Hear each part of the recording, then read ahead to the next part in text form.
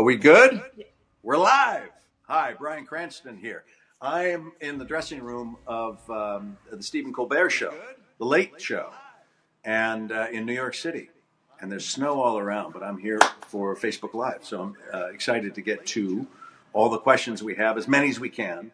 And at the end of this, I'll tell you how you can actually go to see Power Rangers for free. All right, but first we're going to get a question. What's our first question? Did the producers come to you, or did you audition for the role, and what made you take it? Did you? Do we assume you heard that? Did the producers come to me, or did I take? The producers came to me. I had done some voice work when I was first starting out as an actor of the television series. And so when they first came to me, I thought, I don't know if this is something I want to do. But then I read the script and talked to our director and the producer, and I realized that this is a reimagining of that TV series. There are some of the same folklore that's included in the movie, but it's completely different. The tone is different, the energy is different, the special effects, the action. It's very real, very exciting. Do you have any fond memories of working on the original Power Rangers? So, should I repeat this each time? They can hear. They can hear. You can hear. Okay. Yeah, it was great. Just starting out, an actor takes any job you can because you have to pay for rent and acting classes and pictures and resumes and all those things that you have to do.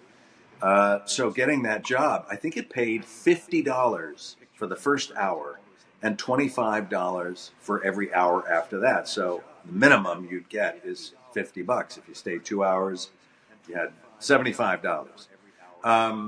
And that was great. This is 1980, 1981. Right, that long ago. I'm old.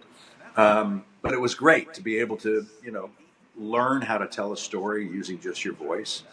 And I needed the cash at the time. It was really great.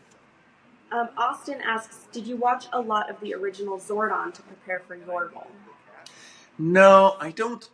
If you're playing a role that has been done before, whether it's in features or on stage or anything, I tend to not want to see what another actor did with it for fear of copying that or having that sensibility ingrained in you, and you maybe even involuntarily repeat it or something. And so I kind of like to want to do it on my own. It was over 35 years ago since I had seen an episode of the Power Rangers. I knew which character it was, but I didn't remember really anything about whoever voiced that. I don't even know who voiced that character and what they did with it. Patty asks, what is your favorite part about playing the role of Zordon? I think it was the most interesting part. There was one exceedingly difficult part, and there was one interesting part. The interesting part is that it's motion captioned. So in order for my image to come through the wall like that, I had to keep my face absolutely still. And there was a post that I would rest my chin on that would allow me not to go too far forward or too far back and get completely out of focus. So I had to do all my acting sitting with my chin on this post and then talk this way or talk this way or talk directly into the lens. And I haven't even met the Power Rangers, those kids. I haven't met them yet. So I came in after it was all shot, and I did my stuff as a capsulated kind of unit. And that was the most interesting to do that. The most difficult, in the very first scene, I am physically in it. And I won't tell you what happens, but it's really cool. It's an attack of this planet. And I'm in it, full on. Took 4.5 hours to put on the prosthetic makeup and the bodysuit. So it was difficult. You have to kind of zen out to allow the artistry of the makeup department to be able to craft this. And so that was difficult to hold on to, but it was fun. At TMoney89 asks, what was your reaction when you saw yourself as Zordon? It was T-Money. I think I know who that is. Ew. You know what it was like? It was like, you know those toys where you put your hand or face through those pins. The actual result of it looks like you've put your whole face through these push pin kind of things, and it was wild to see that, and actually realize that it wasn't actually my face, but a computer graphic of my face, but it picked up a lot of the characteristics and things. Did they have to do any specific preparations, like a mold for you? Yes, in the makeup preparation, we had to sit. We had to go through several hours of doing an exact mold of my head, and that requires putting a plaster over your entire face, and you have to sit still for about an hour.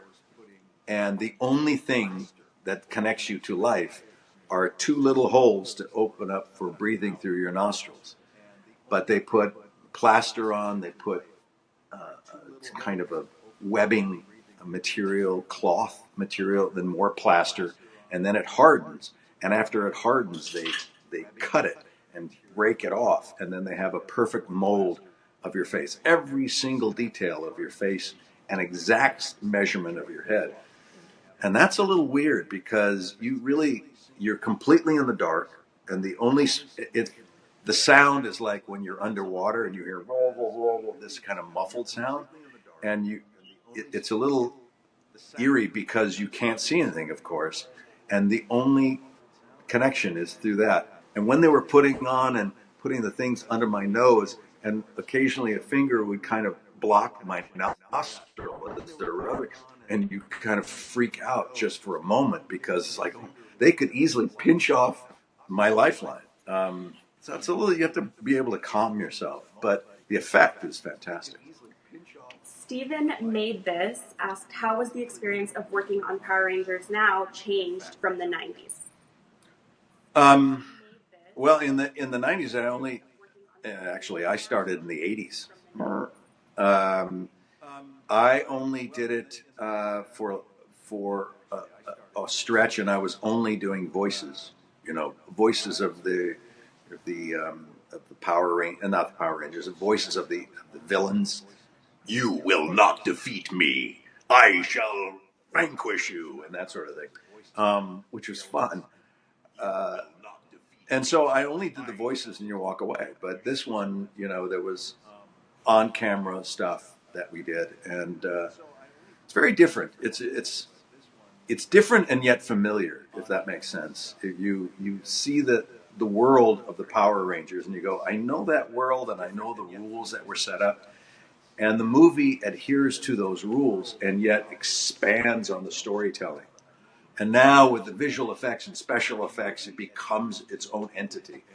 It's as different to the world as the Batman television series is different to the Batman movie series. It's completely different, and it's exciting. How was it working with director Dean Israelite? I disliked that man from the beginning, and I continue to this day to dislike Dean Israelite. Next question. No, Awesome. he is no. I can't stop it. No, he had an unbelievably difficult task to take something that is so conceptual and make it real, make it actually a visible visual entity. And he is very good and a very good director. And I hope, as I expect this film to be successful for him, and that he has a really long career. Oscar asked, other than Zordon, is there any iconic character that you would like to portray? I have, I played presidents and other, like Dalton Trumbo, who is unknown to a great deal, but very iconic in his own way. I like playing those big characters. They're very challenging. I know that if a character scares me a little bit, that it's probably right for me to tackle. So I look for those things that are not in my wheelhouse, not necessarily comfortable. for me to do. Let's see. Yeah, I mean, I'd love to play an on-camera, either hero or villain in a big um, Marvel or DC world kind of thing. That would be fun. Connor asks, who is your favorite movie villain? Who's my favorite movie villain? Um, I guess it would be Hannibal Lecter, because Tony Hopkins just made him so real, so believable, that you felt that kind of character would exist and does exist and could be sitting next to you on the subway or the train or whatever. It's like, ooh, because he appears normal by all intents and purposes until he's not. I read somewhere that the character Billy Cranston was named after you. What roles do you remember playing from the original 90s show? Those are two different questions. So, when the show first came over from Japan, uh, they had the edict to be able to change all the names to English names or Americanized kind of names. And we were doing the dubbing, and I guess they were saying, well, let's name him Billy, let's name him, And apparently, the word is that when they're looking for last names for these characters, they just picked out my name and attached it to the Blue Ranger. That's true. That's a true story. That's what I heard anyway, unless someone disputes it and said, no, it has nothing to do with it. But that's what I was told by people within the organization. So, yeah, the Blue Ranger was named after me. I'm glad it wasn't Brian. I'm glad they changed it to Billy. But that's a fun character. You'll see that character come to life. The actor who plays it, and I've never met him, but does a wonderful job with it. Jason says, wow, you're definitely my favorite actor, so much range. Can you relate Zordon to Walter White in any way? I hope not. Zordon is a noble person, a very honorable entity, and was trying to do a very was trying to accomplish quite a bit for humanity. And whereas Walter White was really rather selfish, actually, wasn't he? I mean, when you look at it in the final analysis of it all. But I hope that you don't see too much of one character in another. You'll always see some, because if I'm playing the character, I'm physically there. So you'll see some traces of me in all my characters. And maybe even see some of all my characters in me. We're going to wrap it up now. I'm sorry we can't get to any more, but we'll do it again. Now, we have a contest. Not really a contest, but it is sort of. If you'd like to see Power Rangers for free, the first 1,000 people who go to my website, the Bryan Cranston, not my website. That's an old thing. See, I'm old. That's why I would say website. It's not a website. It's my Facebook page. You know what I was talking about. Come on, you got to help out your grandpa. Go to my Facebook page, the Bryan Cranston, and it'll give you the steps to enter into this thing to see if you can win free tickets to see Power Rangers. And it's our gift to you. Thanks for staying with us for these last few minutes, and appreciate it. I think you're going to really love this movie. And so when you do, or tell me about it, write to me on Facebook or Twitter at Bryan Cranston, and we'll have a conversation. Thanks so much. I'm glad you were joining us today. Have a good day.